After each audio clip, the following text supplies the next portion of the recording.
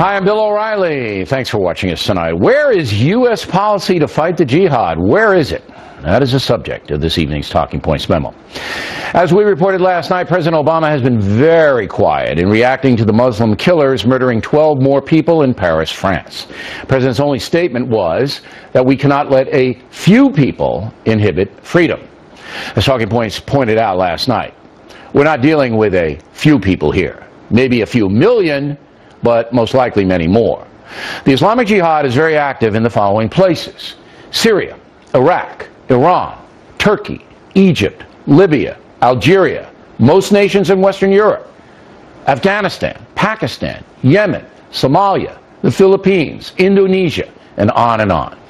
In Africa, the continent's largest economy, Nigeria, is being directly threatened by the jihad. And here we have the most powerful man in the world, Barack Obama, saying the problem is being caused by a few? Very troubling.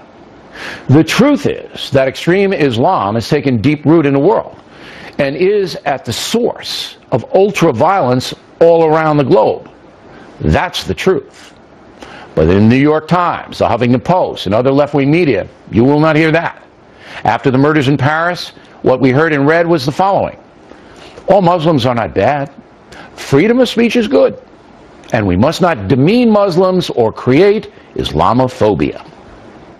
Look, we have to also respect Islam, and we should not deliberately go out and poke our fingers in other people's eyes. You know, everyone should have the right to critique Islam, but at least we should do it with some sense of respect. Nowhere on the left did you hear a solution about how to combat the jihad.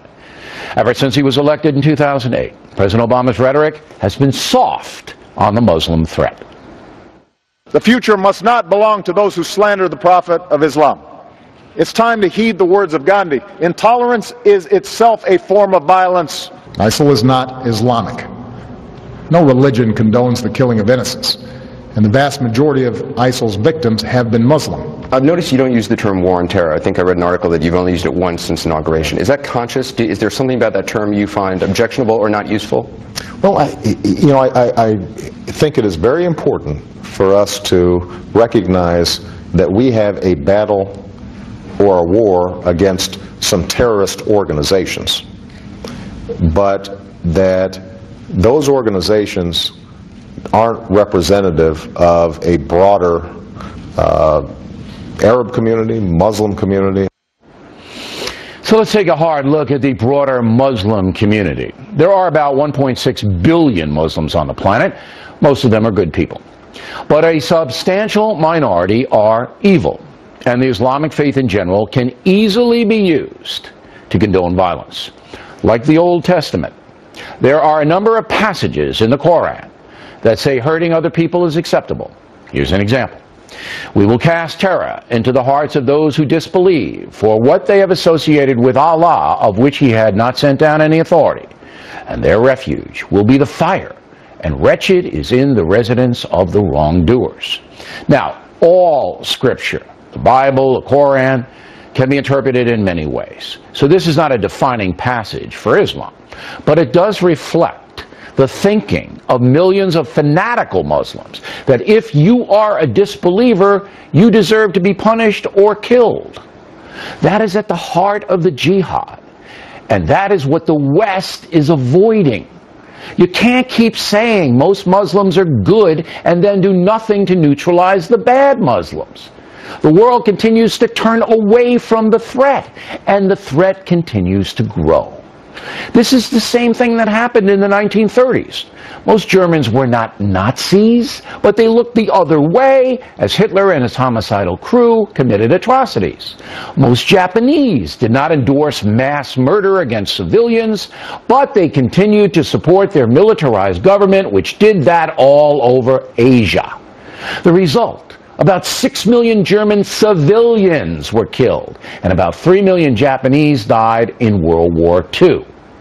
At this point, the majority of Muslims should have joined with America and other nations to fight the jihad, but they have not joined. Pakistan, Iran, and many other Muslim nations actually help terrorists. That's got to stop. And the way to make it stop is to slap economic embargoes on Pakistan, Iran, and other offenders. Nobody trades with them. But the world will not do that until there is a catastrophe that makes 9/11 look like a school dance.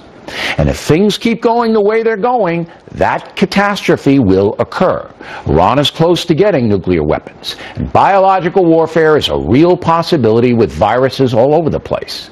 There is no question the jihadists will commit mass murder if they can. So where on earth is America's policy to fight the jihad? Where is it? Why are we still dealing with Pakistan when that country imprisoned the doctor who led us to Osama bin Laden? It is long past time that President Obama and all the other Western leaders stop talking nonsense and begin formulating a coordinated plan. And it is time to stop making excuses for Muslim nations who don't fight the jihad. We're either going to live in a civilized world or we're going to be destroyed. It's as simple as that. And one more thing. You may remember, more than 4 years ago, that I was in the forefront of stopping a proposed mosque on the site of the World Trade Center here in New York City. I said there was not a construction crew in the area that would build that mosque because the location was inappropriate. That was not an anti-Muslim play. Just logical. You don't build a Benihana at Pearl Harbor. The mosque was not built. But my position angered the left. I was vilified in those precincts. So tonight I want to bring you back to the confrontation I had on The View. Let me give you an example. The mosque down here on 9/11.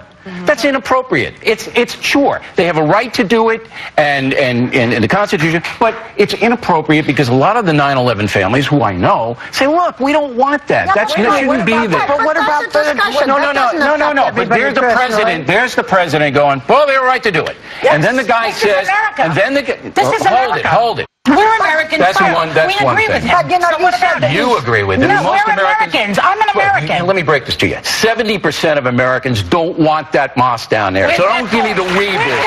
I don't want to sit here. I'm outraged by that mosque. You're outraged about Muslims doing this on